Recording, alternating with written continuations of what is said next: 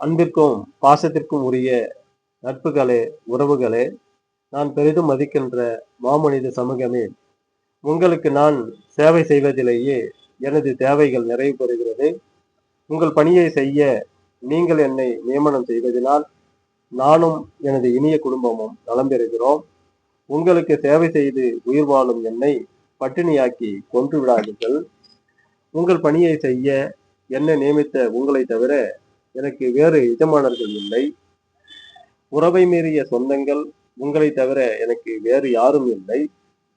உங்கள் மத்தியில் உயிர் வாழ்ந்து வரும் நான் உங்களுக்கு விரோதி அல்ல.